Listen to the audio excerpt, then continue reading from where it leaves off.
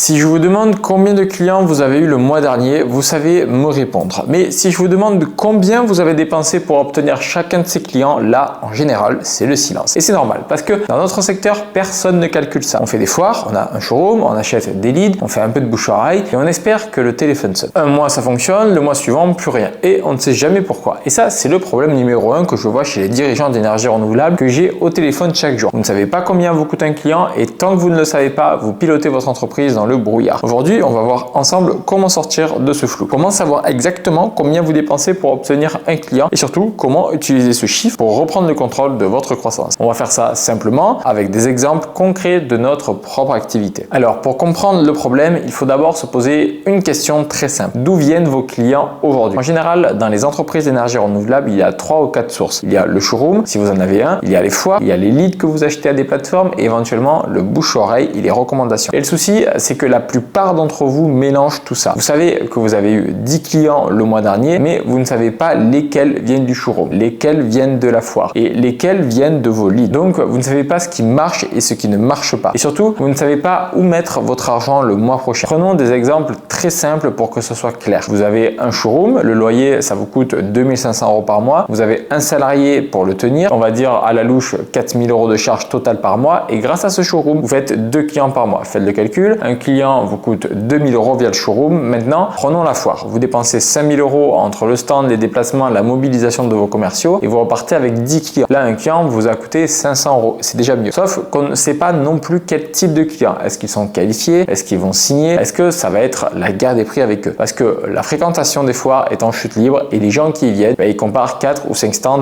en même temps. Donc la qualité n'est pas toujours au rendez-vous. Et puis, il y a les leads achetés. Ça, c'est le piège dans lequel je vois tomber le plus d'entreprises. Sur le papier, c'est séduisant. Vous payez, on vous envoie des contacts, sauf que ces contacts, ils ne vous connaissaient pas. Ils ont rempli un formulaire sur un site en marque blanche, ils ne savent même pas que c'est vous qui allez les rappeler. Et en plus, ce même contact est envoyé à 3, 4, 5 entreprises en même temps dans votre secteur. Donc, avant même d'avoir décroché votre téléphone, vous êtes déjà en concurrence. Et c'est la guerre à celui qui appelle le premier et qui vend le moins cher. Et le pire dans tout ça, c'est le coût réel. Parce que vous ne payez pas juste le lead, vous payez le lead, mais ensuite sur ces leads, il y a une partie qui ne décroche pas, une partie qui n'est pas intéressée. Et au final, sur le volume que vous achetez, le vrai coût pour obtenir un client qui signe est bien plus élevé que ce que vous pensez. Et je ne parle même pas du fait que le jour où vous arrêtez de payer, il y a tout qui s'arrête. Votre acquisition retombe à zéro, vous n'avez rien construit et c'est comme être locataire. Vous jetez des loyers tous les mois et le jour où vous partez, il ne vous reste rien. Nous, dans notre société de poil, Intersoft 34, on a fait les choses différemment. On est 100% digital et l'avantage du digital, c'est qu'on sait exactement ce que chaque client nous coûte. On sait que quand on investit 150 €, on obtient un client point. Pas un lead, un client qui signe. Et ça change absolument tout dans la manière de piloter une entreprise. Parce que si demain, on veut 15 clients dans le mois, on sait exactement combien il faut investir. On n'espère pas, on ne croise pas les doigts, on décide. Et c'est ça la vraie sérénité quand on est chef d'entreprise. C'est de savoir que quand vous mettez 1 € quelque part, vous savez ce qui en sort. Il y a un autre point que personne ne mentionne. Quand vous achetez des leads, les meilleurs clients ne passent pas par là. Les gens qui sont prêts à mettre 8, 9, 10, 15 000 € dans une installation, ils vont pas remplir un formulaire sur un site qu'ils ne connaissent pas. Ces gens-là, ils veulent voir qui vous êtes. Ils veulent regarder vos vidéos, vos installations, vos avis clients. Ils veulent avoir confiance avant de vous appeler. Et cette confiance, elle ne se construit pas avec un lead acheté. Elle se construit avec votre propre présence, votre propre contenu, votre propre marque. Et ça, c'est quelque chose qui s'accumule dans le temps. C'est un actif, concrètement, un lead acheté qui disparaissent dès que vous arrêtez de payer. Alors maintenant, concrètement, qu'est-ce que vous faites dès ce soir? La première chose, c'est de calculer votre coût par acquisition pour chaque source de clients. Prenez vos dépenses du mois dernier pour chaque canal, votre showroom, vos foires, vos leads achetés, votre publicité en ligne, si vous en faites, et divisé par le nombre de clients obtenus via chaque canal. Pas le nombre de leads, le nombre de clients qui ont signé. Et là, vous allez voir quelque chose de très clair. Vous allez voir quels canaux vous rapportent vraiment de l'argent et lesquels vous en font perdre sans que vous le sachiez. C'est un exercice qui prend 30 minutes et qui peut changer complètement la manière dont vous allez investir votre budget le mois prochain. La deuxième chose, c'est de vous poser la question de la dépendance. Est-ce que votre acquisition vous appartient ou est-ce qu'elle appartient à quelqu'un d'autre? Si demain votre fournisseur de lead ferme, si votre agence décide d'augmenter ses prix, si un concurrent dans votre zone paye plus cher pour être prioritaire, qu'est-ce qui se passe pour vous? Si la réponse est je repars à zéro, alors vous avez un problème de fond parce que votre acquisition, c'est la chose la plus vitale de votre entreprise. C'est ce qui fait rentrer de l'argent et quand on dépend de quelqu'un d'autre pour la chose la plus vitale, on n'a aucun contrôle sur son propre avenir. L'objectif, c'est d'arriver à un point où vous maîtrisez votre acquisition en interne, vous choisissez votre cible, votre message, votre zone géographique, votre budget et où vous savez si vous investissez X, vous obtenez Y. C'est comme ça qu'on passe d'un artisan qui subit son marché à un chef d'entreprise qui pilote pilote sa croissance. Si vous voulez qu'on regarde ensemble vos chiffres et qu'on identifie exactement où vous perdez de l'argent dans votre acquisition et comment la restructurer, je vous offre un plan d'action personnalisé. C'est complètement gratuit. On prend le temps de poser les choses, de regarder votre situation et je vous donne les étapes concrètes pour reprendre le contrôle. Le lien est juste en dessous de la vidéo. Vous pouvez réserver un créneau et on fait ça ensemble. À très vite.